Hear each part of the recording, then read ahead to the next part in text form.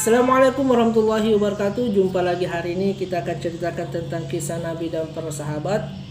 Namun belumnya, kali ini kisah seorang tabi'in, bukan daripada seorang nabi atau bukan sahabat, tapi namanya sungguh terkenal di langit teman-teman sekalian. Maka teman-teman sekalian, sebelum kita lanjut, maka jangan lupa like, share, subscribe. Yang sudah like dan subscribe, saya doakan insyaallah rezekinya lancar insyaallah. Maka teman-teman sekalian, kali ini ada satu orang ulama yang termasyhur pada saat itu, yang mempunyai kehati-hatian, kewaraan teman-teman sekalian yang sungguh tinggi, iman yang begitu tinggi juga, bernama Ibrahim bin Adham. Jadi suatu ketika Ibrahim bin Adham ini telah mengunjungi Masjidil Haram. Setelah Masjidil Haram menyelesaikan ibadah-ibadahnya di Masjidil Haram, maka dia berniat untuk ziarah ke Masjidil Aqsa. Maka sebelum perjalanan ke Masjidil Aqsa, dia membeli sehingga ke satu tempat untuk membeli daripada pembekalan teman-teman sekalian untuk dalam perjalanannya. Maka tertujulah kepada satu orang tua penjual kurma pada saat itu. Ketika hendak dia membeli, maka terlihat satu butir kurma terjatuh di bawah meja penjual saat itu teman-teman sekalian. Karena Ibrahim bin Adham ini menganggap bahwasanya ini butir kurma yang telah dia beli, maka dia mengambilnya teman-teman sekalian.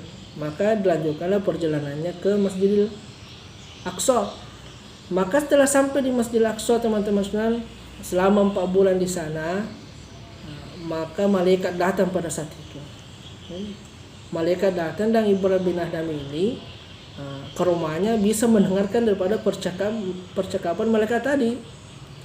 Maka 2 malaikat datang pada saat itu.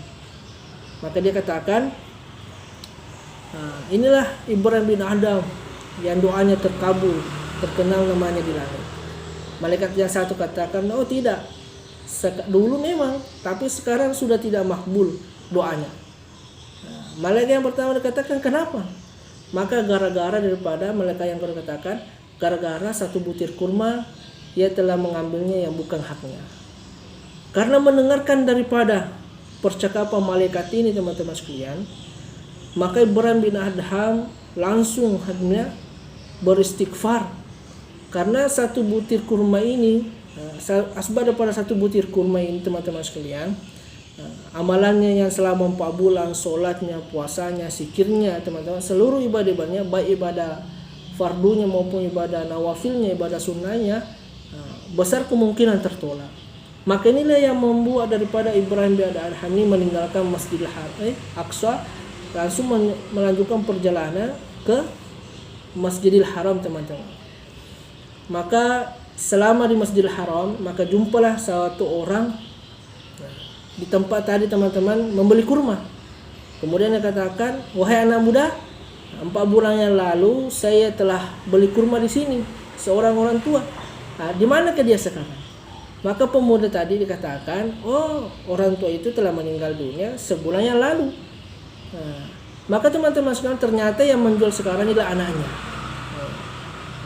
Setelah itu Ibrahim bin Adham menceritakan perihal yang terjadi pada dirinya gara-gara satu butir kurma tadi. Maka setelah itu teman-teman, setelah menceritakan, maka Ibrahim katakan, wahai anak muda, saya minta penghalalan dari kamu. Maka anak muda katakan, kalau satu butir kurma untuk saya tidak jadi masalah. Namun bagaimana dengan saudara-saudara saya, yang saya mempunyai saudara 11 orang, Masya Allah.